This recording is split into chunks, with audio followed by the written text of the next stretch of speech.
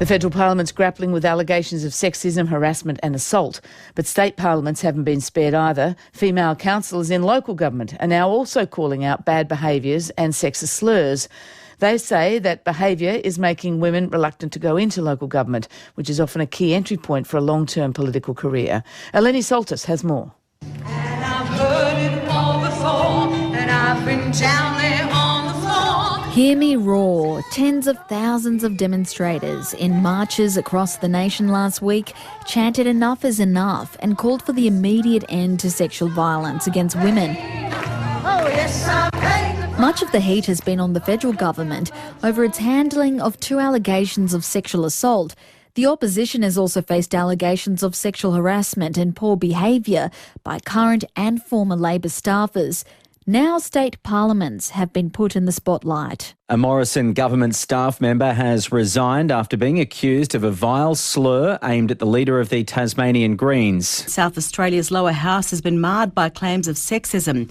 Liberal MP Tim Whetstone shouted the B team as 2 female Labor MPs were asking questions. Allegations of sexism, bullying behaviour and the need for more female representation in politics are not issues exclusive to state and federal parliaments. Hello, I'm Joanne McRae, a councillor with Orange City Council. And you're the only female councillor. How has that been going? Look, I must admit there's been some challenges feeling the weight of 50% of the population and their concerns and issues on my shoulders.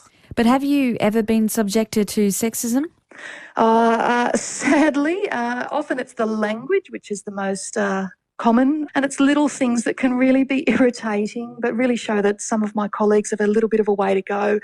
Things like at the start of a meeting saying, hello gentlemen, and Councillor McRae, or just, oh, we're all good men here, oh, and Councillor McRae. So I think it's more that perhaps there's been an acceptance in the past that all the councillors are going to be men, and I'm an obvious anomaly, and it's still taking them a little while to adjust. We do still have a little way to go. So what are you hearing on the ground about other female councillors? Oh, we all have our stories, and I must say there's that sharing of tips and hints, but there's things like, how to stop men coming in to give you a kiss. It's one of the greatest tips I was given when I became a councillor, how to encourage somebody to, keep the distance, maybe give you a handshake, but don't come in for a kiss.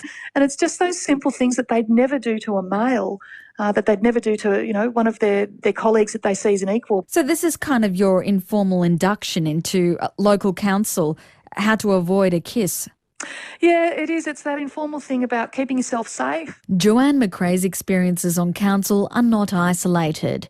Cassandra Coleman is the Australian Local Government Women's Association's New South Wales president. So in New South Wales, you have 1,300 councillors, and of them, there's only about 438 are women. Cassandra Coleman is also a councillor at Lithgow City Council in the New South Wales Central West, where only a third of councillors are women.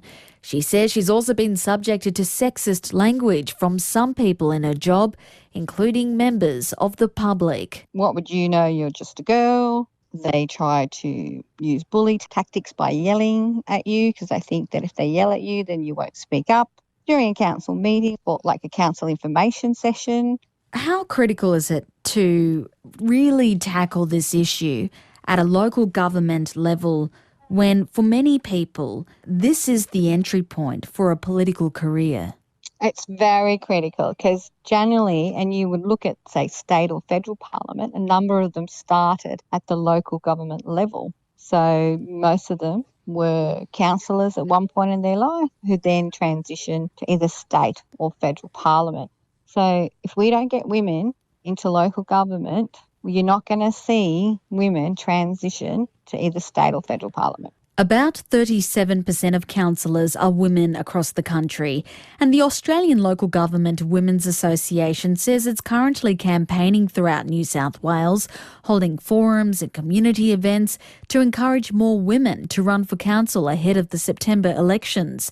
In Victoria, councils had their statewide elections late last year. Well, the good news is that over time, representation at the local government level in Victoria has been edging up.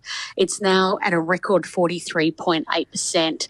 Andrea Carson is an associate professor at the Department of Politics, Media and Philosophy at La Trobe University. Along with colleagues at the University of Melbourne, she has been conducting research into the experiences of women in Victorian local councils.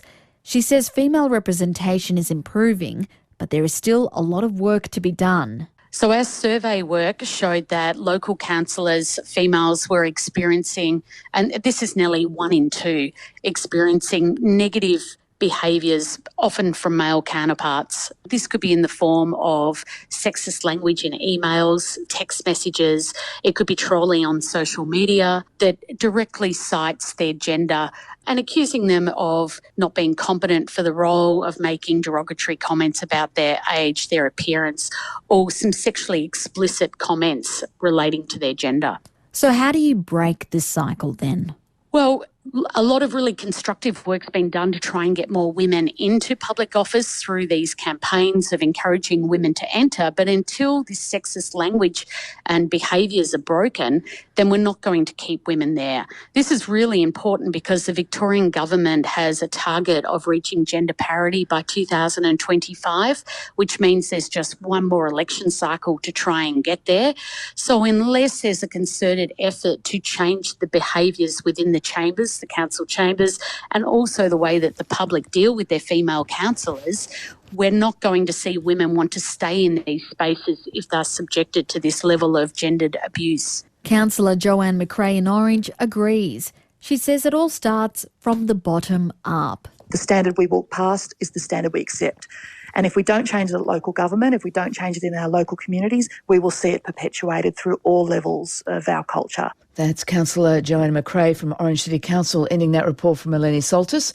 And in a statement, Lithgow City Council says, we call out inappropriate behaviours. The council also resolved to fund a forum for the purpose of encouraging women to consider standing in the September elections. Meanwhile, Orange City Council says it takes issues of gender equity seriously. In preparation for the local council elections in September, Orange City Council, it says, has held a number of information sessions aimed at encouraging women to find out more about standing for election.